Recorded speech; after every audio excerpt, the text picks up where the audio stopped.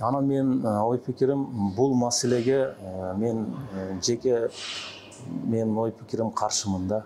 Себеби бүгүнкү күнү желекти алмаштыруу, нурларын алмаштыруу менен бул чоң деген каражат кетет да.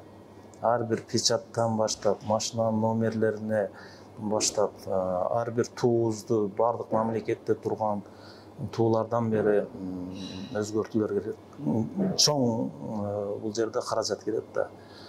Мен ошону айтат элем, бизде детский больницаларыбыз, мектептерибиз, бала бакчаларыбыз деген эми социалдык чоң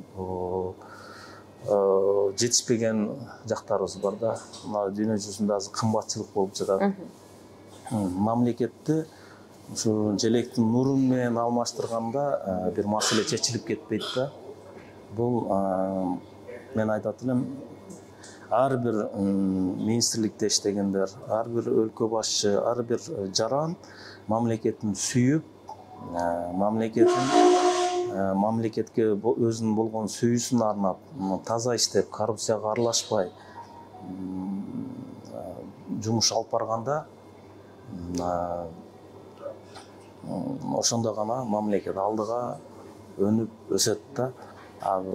Желектин нурун алмаштыруу деген, мен айтып атпайм, бул чоң каражат да. Бул миллиард деген каражат. Ар бир печаттарга чейин, машинанын номерлерине чейин. Жада калса эми айта берсе көп да. Ошондуктан ушундай бир